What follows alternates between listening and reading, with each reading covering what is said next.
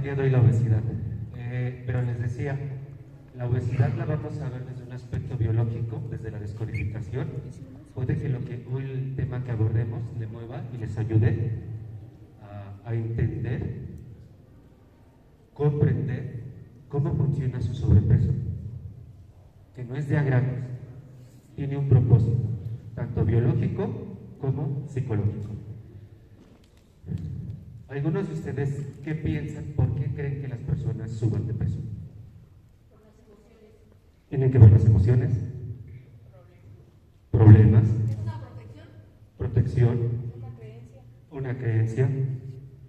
Ok. Y la siguiente pregunta que le vamos a ir esclareciendo. ¿Por qué creen que no bajan de peso? ¿Por esa emoción que está ahí viva? Una emoción que está viva. Ajá. ¿Por qué más creen que no bajan de peso? Por la vida. Podría ser por la edad, por un vacío, También por enfermedades, por enfermedad, miedo, ansiedad. ¿Y sabían ustedes que si bajan de peso a una persona la podrían estar poniendo en mucho riesgo? Se los voy a explicar. Es delicado bajar de peso si no se entiende el propósito biológico. Por eso aparece el rebote, que también todo va a quedar claro el día de hoy. Es peligroso bajar a una persona de peso. ¿Sí? Bueno, ¿de dónde me valgo para decir esto? Ya en algún momento les he hablado de las leyes de Hammer. Hammer es el que descubrió todo esto de la descodificación. Hay sus 5 leyes de Hammer. Las 5 leyes de Hammer explican todo el proceso biológico, cómo, dónde se inicia una enfermedad, cuál es su origen, cuáles son las fases activas y de resolución, qué síntomas hay cuando una enfermedad o un síntoma está activo y qué síntomas hay cuando pasa un proceso de resolución, que es ahí cuando el médico no sabe cuál es su proceso de resolución y la persona va con el médico tal vez ya cuando resolvió el conflicto, pero como el médico no lo sabe, lo hace entrar más en shock y aumenta la enfermedad, porque la regresa. Ya estaba saliendo y lo regresó, ahora se los voy a explicar. Entonces, de ahí, Hammer también lo que explica y estudia las 4 leyes embrionarias de desarrollo. Hoy vamos a trabajar la que concierne a la grasa, al sobrepeso, es la tercera ley biológica. La primera ley biológica es el ectodermo, es cómo se va desarrollando el feto. Él es el ectodermo. Aquí lo único que podemos decir que vamos a encontrar las bases de desarrollo y cubrir las necesidades básicas. La segunda ley es la del mesodermo antiguo, donde vamos a encontrar la protección. Y la tercera ley es la del mesodermo nuevo, donde viene el movimiento. Esta es la que vamos a trabajar el día de hoy, la tercera ley, el mesodermo. Es como se va gestando el producto y se va desarrollando. Y en la medida que se va desarrollando se aplican estas 4, que también aquí entra el mesodermo, el ectodermo, y te va a permitir que en cada etapa biológica se vayan desarrollando órganos y vísceras. Esto es muy importante y cada etapa tendrá una función. La de necesidades básicas, la de protección, la de movimiento y la de sociabilización. La que corresponde al sobrepeso es la de movimiento. Es decir, vamos a pensar en este sentido. Llega un momento en la parte arcaica donde el cavernícola, ¿qué pasaba con él? En un primer momento él era errante, no estaba fijo, era nómada. ¿Sí? Es decir, si estaba en esta tierra y había las condiciones de alimento, se quedaba. Y cuando se acababa, ¿qué tenía que hacer? Emigrar a otro lugar. Ahí es donde viene el movimiento. El movimiento, todo lo vamos a empezar a dar en nuestra vida cuando llega el momento de empezar a hacerle frente a la sociedad y a la vida.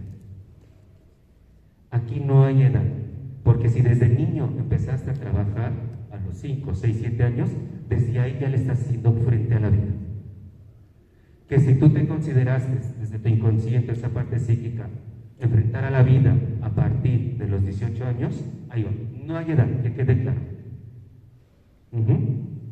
Pero es la etapa donde tengo que enfrentar. Y aquí viene lo más importante. Empezamos con la comparación. ¿Qué tan apto soy para competir con el otro? Porque si ya me toca trabajar, entonces he de ir a buscar un empleo. Y entonces desde ahí voy a la empresa y empiezo a mirar a gente. Y entonces empiezo a ver que tal vez están más preparados que yo, que tal vez están mejores vestidos que yo, que tal vez tienen más influencias que yo. Ya empieza el movimiento, la comparación. ¿Por qué? Porque tengo que ir por el alimento, a cazarlo. Recordemos que todos somos biológicos y esto está instaurado en nosotros. Porque en aquel momento el cavernícola, el primitivo, tenía que cazar. Hoy ya no tenemos que cazar, porque hay gente que ya se dedica a la siembra, podemos ir a un súper y encontramos todo lo necesario. Pero nuestra biología se quedó grabada con esas creencias.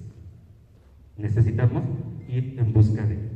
Entonces, al yo ir en busca de esto, empieza algo muy importante: el juego de la valoración. ¿Qué tan valioso soy para ir en busca de una pareja, de un trabajo, de un negocio? ¿Qué tan valioso soy? ¿Qué tan digno, qué tan merecedor soy? Y es aquí donde el ser humano, maldita sea la hora, se empieza a comparar. Se empieza a comparar. ¿Por qué? Porque desde lo que te dicen en casa: ay, hijo, tú nomás confórmate con estudiar la secundaria y me doy por bien servido. Y ya se pasó la secundaria. ¿Y ahora qué? Pero yo quiero más. Pero en casa, ¿qué me enseñaron? Y ya. Sí. O, ay, hijo, tú naciste pobre. Y confórmate que acaso llegues a esto. Llega un momento que empieza la comparación. Porque entonces veo, yo quiero una casa, yo quiero un carro, ella la tiene, y yo ¿por qué no? Y me empiezo a comparar. Y entonces empiezo a decir, de lo valioso paso a la desvalorización. Ella, como alcanzó su coche, como alcanzó su carro, ella es más valiosa que yo. En la tercera etapa del mesodermo, tiene que ver un conflicto de desvalorización. ¿Qué órganos trabaja el mesodermo? Y ahí les va a caer el 20. Nosotros no nos vamos a dedicar en un día de hoy. En el mesodermo se trabaja los huesos. En el mesodermo también tiene que ver con los músculos, con los tendones, ligamentos. Tiene que ver también con los ovarios, con los testículos, y tiene que ver con el tejido adiposo, llamado grasa. Entonces, todo aquel que tenga problemas musculares, de huesos, esguinces, tendrá que ver con un conflicto de desvalorización. Porque es la etapa del movimiento. ¿Qué tan valioso, tan apto soy para moverme? ¿Qué tan capaz? ¿Sí?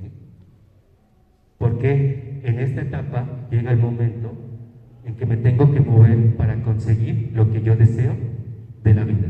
Pero si en casa me enseñaron que yo me tenía que conformar con lo mínimo, con lo básico y lo esencial, pero mi deseo apunta a algo más alto, se entra en conflicto y empiezo a desvalorizarme. Y aquí entre nos, y la mujer lo hace constantemente. La mujer lo hace más que el hombre. Seamos bien sinceros, la mujer lo hace más que el hombre, porque desde ¿quién trae mejor vestido, ella o yo? ¿Quién trae mejor maquillaje, ella o yo? ¿Quién está más buena? ¿Quién se ve mejor? ¿Quién se ve mejor? La mujer tiende por naturaleza a compararse. Aquí hago un paréntesis. ¿Pero por qué? Porque la mujer desde un aspecto biológico está diseñada para la gestación. Entonces, ya se los he dicho, ¿por qué la persona, en este caso, perdón, la mujer, tiene que tener unas caderas anchas? ¿Sí lo saben? No. Si se dan cuenta de los seres vivos que habitamos en este planeta, la mayoría nace ya desarrollados. Un caballo nace y a los 45 minutos ya anda trotando. Y el hombre nace y tiene que pasar casi 1 año y medio para empezar a caminar. Del año al año y medio. Fíjense cuánto tiempo pasa. Entonces, ¿por qué? Porque el cuerpo no está diseñado para que se dé el desarrollo completo. Entonces, si un niño nace desarrollándose completamente para que pudiera ya caminar, mata a la madre. ¿Por qué? Porque tendría que crecer más. Y cuando nace, tendría que abrir las caderas y ahí mataría a la madre. Sin embargo, los animales, las caderas de los animales son más anchas. Por eso el animal puede nacer de esa manera. Son más anchos. Entonces, desde ahí, no es de a gratis que, por ejemplo, el niño nazca con la abertura, que algunos de ustedes llaman mollera. No es de a gratis. ¿Por qué? Porque a la hora de salir, esa abertura lo que tiene que hacer es cierra al cráneo para que pueda salir. Si no tuviera esa abertura y el niño sale, mata a la madre. Entonces, la ideología, desde una biología, es que entre caderas más anchas tenga la mujer, es mejor para crear. Por eso, la mujer tiende a compararse con otra mujer. Eso iba a funcionar arcaicamente desde atrás, con las caderas. Pero como hoy eso ya pasó de moda, en teoría, porque hoy entre más flacas mejor, entonces empieza la comparación. ¿Quién es mejor ella? ¿Quién tiene mejor cuerpo? ¿Quién está más buena? ¿Quién tiene mejor maquillaje? ¿Quién tiene mejor? ¿Se dan cuenta? Por eso la mujer tiende mucho a compararse. Y el hombre no se compara, porque él, biológicamente lo estoy diciendo, demuestra.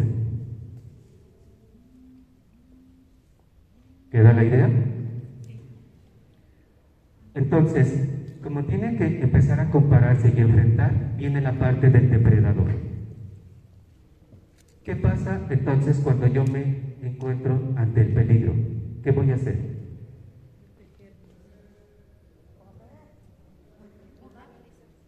Va por ahí. Es tiempo, entonces, como se viene el depredador hace miles y millones de años existía como el dinosaurio, como los animales salvajes, como eso. Hoy eso ya no existe. El depredador sigue estando acá. Voy a salir adelante, voy a mejorar. Aquí está el depredador.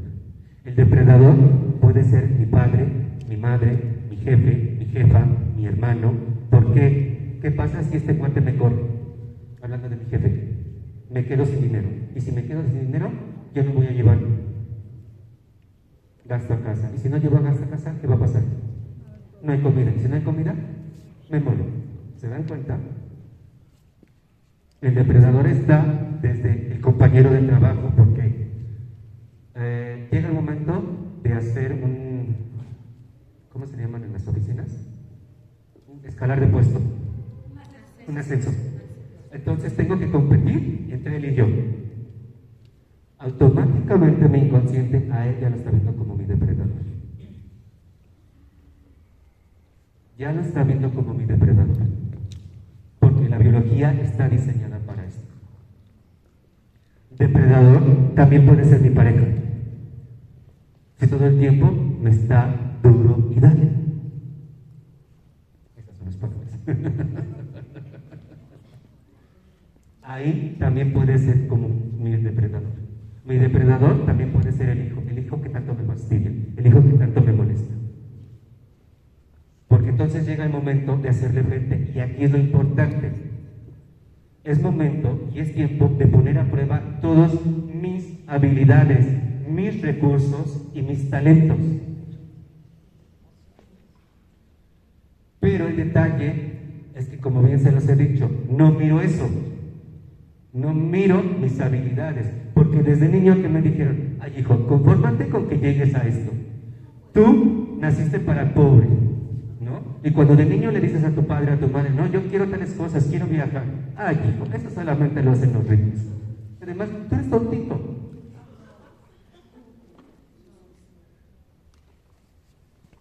Minimizaron tus talentos, tus virtudes. O, como lo hacían también con las calificaciones. Mucha gente tiende a medir la capacidad de la persona con las calificaciones. Entonces, si eres de 10, eres bueno. Si no eres de 10, no eres tan bueno. Pero, oye, hijo, tú quieres mucho en la vida y ve las calificaciones que llevas. O la misma pareja te dice, ay, pues que eres una tontita, es que no sirves. O los mismos padres le dicen a los hijos, tú eres una desgraciada, un desgraciado, eres un tonto, eres una estúpida. Al hacer esto el otro, ¿qué está haciendo? Está haciendo que tú creas que lo que eres, eso, y te olvidas de lo que realmente eres. Y por eso, cuando llega la etapa biológica de desarrollo que les he hablado, que es la del movimiento, tengo que poner mis recursos, mis talentos a prueba. ¿Qué creen que va a pasar? Ya no he de poder. Y entonces, ¿qué me va a hacer el depredador? Exacto. Y entonces, fíjate bien, empiezan a surgir pensamientos. Y dime si no es verdad que alguna vez has tenido estos. No soy el adecuado o la adecuada para esto. No estoy apto o apta para esto. No poseo la fuerza. Soy un fracasado. Soy una fracasada. Soy incapaz. No lo voy a lograr. Esto es demasiado para mí. No puedo con esto. Esto es mucho para mí. Porque entonces vuelvo a la misma dinámica de si tengo que competir con él por un puesto, y a lo mejor él tiene más estudios que yo, van a empezar a aparecer estos malditos pensamientos. Y estoy en riesgo.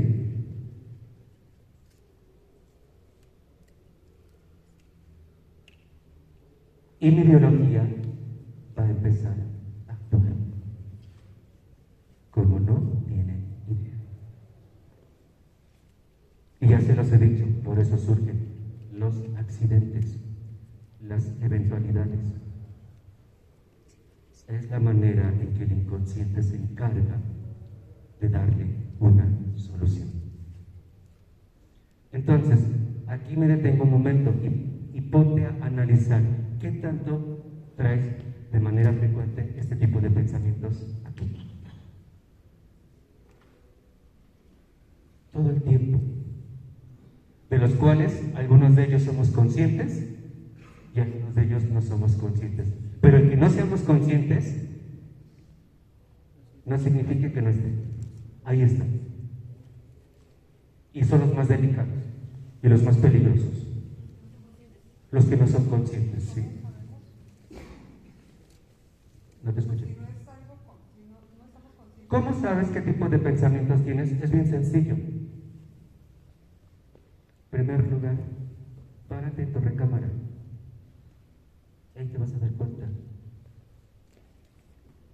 Una recámara, a lo que voy. ¿Qué tipo de pensamientos? Una recámara sucia, una recámara desordenada, muebles viejos, desgastados. Eso está hablando de ti. Eso está diciendo los pensamientos que traes a nivel inconsciente. Porque entonces, si tengo una habitación sucia, ¿qué está diciendo? No me merezco algo limpio. Si tengo todos los muebles desgastados, no soy capaz de ir por algo mejor. Ahí están tus pensamientos. ¿Dónde puedes encontrar también tus pensamientos? Y no estoy buscando que quede claro, en la manera como vistes. Y no se trata de si tengo o no tengo dinero, porque muchos apuntan por ahí. Es que porque no tengo dinero no me compro ropa buena. Ok, tal vez no tienes el suficiente dinero, pero tu ropa la traes desalineada, sin planchar.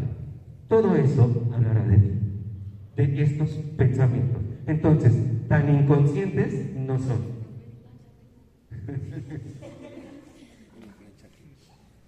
Entonces, en el mesodermo nuevo, lo que vamos a trabajar mucho es la desvalorización. Y tengo que ser lo suficientemente competitivo para sobrevivir.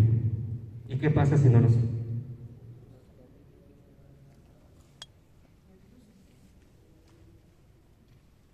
Empieza a ver la frustración, la desesperación. Y entonces, tendré que empezar a moverme. Aquí esta es la primera clave. Desde lo real o desde lo imaginario, que para el inconsciente es lo mismo. Es decir, nosotros, nuestra biología, por sobrevivencia, está diseñada para la acción. Les voy a un ejemplo antes de pasar al sobrepeso. Es decir, si me voy a la parte arcaica y estoy en peligro y viene un dinosaurio, ¿qué tengo que hacer? Correr. O esperar a ver qué pasa. O saludarlo, hola. No, porque si me paralizo, ¿qué pasa? Sí, muero. Entonces estamos diseñados para el movimiento. Y en esa parte del movimiento es o huyo o enfrento. ¿Sí? La lucha o la huida. Estamos diseñados. El punto del hombre es que todo el tiempo lo que desea en la vida lo coloca acá.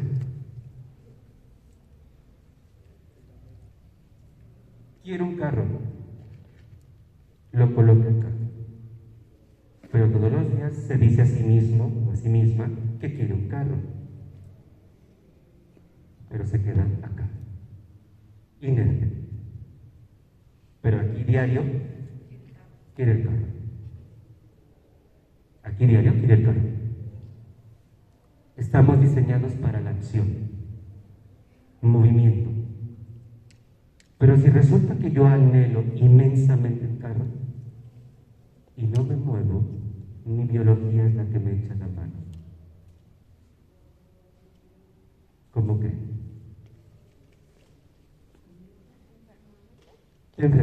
Efectivamente.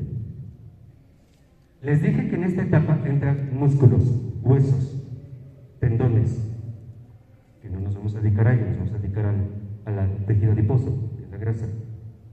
¿Cómo? Probablemente un esguince. Porque ya es tanto mi deseo de ir para allá, pero no lo voy, que aquí está la justificación. Pequeño paréntesis, la osteoporosis no existe. Aquí les va. Desvalorización. Toda mujer que tiene osteoporosis vas al médico y te dirá, tienes porque ya entraste o saliste de la menopausa y estos cambios hormonales, bla, bla, bla. No. Es porque en ese momento la mujer se sintió desvalorizada como mujer. Poca cosa, menos que nada. Y como el hueso, el sistema esquelético es estructural, por eso le viene la osteoporosis. Porque está hablando de su desvalorización tan tremenda.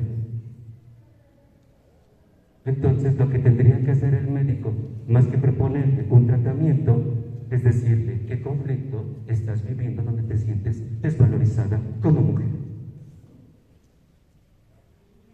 La mujer entiende esto y el tratamiento que le dé el médico sale rápido.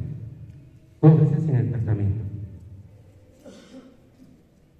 Porque somos de movimiento. Pero cuando no nos movemos, cuando no pasamos a la acción, la biología nos justifica ante la vida. Porque entonces empiezo a creer que no tengo lo necesario. Entonces queda claro, lo real y lo imaginario pasa por lo mismo. El inconsciente se lo toma igual. Yo puedo imaginar algo, puedo pensar desde en mi casa. No me quieren, aunque tal vez me demuestren lo contrario, pero si yo en casa pienso, no me quieren, como lo estoy pensando constantemente, para el inconsciente está demostrándose que en realidad no me quieren, pero esa es tu percepción. Y entonces, si no me quieren, ¿qué va a hacer mi familia? Me va a apartar. Y si me apartan, voy a morir. Biología. Entonces, como tengo que moverme para hacerle frente, aquí ya voy más de lleno a la parte grasa, tengo que tener la fuerza necesaria. Y entonces empezaré a retener la grasa, líquido o grasa más líquido. Porque hay personas que están obesas no por grasa, sino por retención de líquidos. ¿Y saben por qué retienen líquidos? Todo aquel, por lo regular, se da comúnmente en el hipertenso. El hipertenso retiene líquidos. Las personas que retienen líquido están volviendo a la parte de proceso de gestación. ¿Por qué? Cuando estuvimos en el vientre de nuestra madre, estábamos protegidos por ella, por su cuerpo, y nos protegía con el líquido amniótico. Entonces, todo aquel que tiene conflictos de desprotección va a retener líquido. Porque necesito estar fuerte para hacerle frente a la situación. Pero si tú vas, no es que tienes un problema aquí, tienes un problema acá. Yo no digo que no lo tengas. Lo amarran con eso. Pero la realidad es que no tienes ese. Tu conflicto original es que te sientes desprotegido o desprotegida. Porque te repito, no creo que tengo lo necesario para hacerle frente. Entonces, necesito de las reservas. Aquí viene una analogía o una metáfora. El oso, la foca, la morsa, el elefante. ¿Qué hace el oso invernal? Cuando ya se viene el invierno para él, ¿qué empieza a hacer? Acumula grasa, pero la acumula para verse bonito, para protegerse y para sobrevivir. Ya empieza a tener una idea porque tiene sobrepeso. Porque el oso, nosotros somos biología, somos también animales, pensantes, razonantes, pero a veces no hay mucha diferencia, ¿eh? Creo que es más sabio, en verdad, es más sabio la naturaleza y los animales que nosotros. Porque ya le he dicho, la naturaleza cuando dice aquí no se puede, lo respeta, pero el hombre en su terquedad dice, lo hago porque lo hago. Entonces, desde ahí hay que entender esto. Por ejemplo, esos animales, voy con el oso, sabe que va a entrar una etapa de hibernación y tiene que sentirse, buscar un lugar para estar ahí, sentirse protegido y tolerar todo ese proceso de hibernación. Por eso empieza a acumular grasa. Además, fíjense bien, en las morsas, en los elefantes, aparte de esto, lo vamos a ver más en las morsas, ubican cómo tienen sus colmillos grandes ellos. Cuando se pelean, si ustedes ven una manada de morsas, van a ver una piel muy lacerada, porque se pelean fuerte. ¿Pero para qué es la grasa? Para protegerlos, efectivamente. Y el daño que le hace a otra morsa no es nada.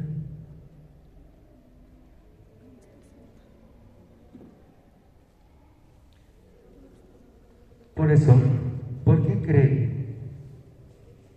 A ver, vean el cuerpo. ¿Por qué comúnmente, ahorita vamos a pasar esa parte de la grasa a explicarla, pero por qué comúnmente donde aumentamos de grasa es acá? Es donde primero se ve. ¿Por qué no es sí hay algunos que sacan y nada acá, pero comúnmente es esto, ¿no? ¿Por qué primero la grasa va aquí, siempre aquí, siempre aquí? No te metas ahorita con eso. Exacto. Porque aquí está la parte visceral. Está la parte visceral. ¿Por qué creen que en tentativa? Todos son importantes, pero se cree que entonces los órganos más importantes es el corazón y el cerebro. Porque el cerebro está protegido por un cráneo. ¿Por qué entonces donde está el corazón está protegido por las costillas? ¿Se dan cuenta? Porque en teoría las piernas no hay protección. Porque ¿qué pasa si dónde corro más riesgo? Si me lastiman la pierna o si me lastiman aquí, ¿dónde corro más riesgo? Porque aquí está la parte visceral. Por eso desde ahí, el primer momento donde se empieza a acumular la grasa es en esto. Y entonces, ahorita, por mucho que esté difícil la situación allá afuera, no hay peligro. Aunque digan, no, pues que roban, matan. No, no lo hay. Pero tengo los pensamientos de los cuales ya les he explicado. Necesito protegerme.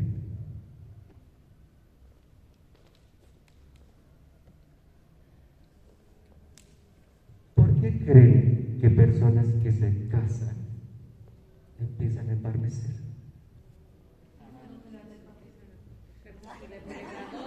Es la verdad. ¿Por qué? Porque no es lo mismo vivir una cuestión de soltero o soltera. Sí, haces sueños y todo, ¿no? Y todo lo compartes, todo muy lindo y bonito, ¿no? Pero ya cuando estás a la hora de la hora y dices, hay que pagar una renta, hay que pagar una luz, hay que esto, él o ella se sintió desprotegido, no capaz.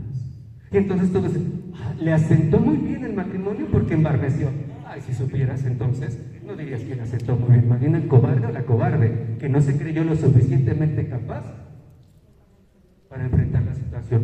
Por eso, en esta pandemia, aumentó mucha gente de peso. Todos te lo dirán, pero es que antes hacía ejercicio desde que me levantaba, iba de aquí al metro, subía, bajaba escaleras en mi trabajo. Mentira. ¿Sabes por qué subiste de peso en esta pandemia? No por el sedentarismo. Porque esta pandemia te obligó a convivir con ese hombre o con esa mujer, con ese hijo, con esa hija, del cual te mostró tu realidad. Porque antes la vida te hablaba diciendo, hey, pasa esto, pero ¿qué hiciste? Me voy a trabajar, al rato que regrese, ¿no? O dile a tu madre, dile a tu padre. O total, le pago a alguien que haga esto. Evadías. La pandemia, ¿a qué te obligó? A afrontar.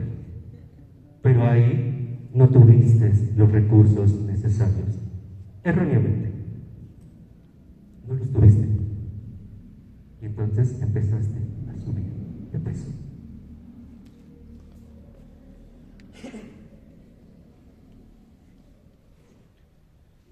Hay que pensar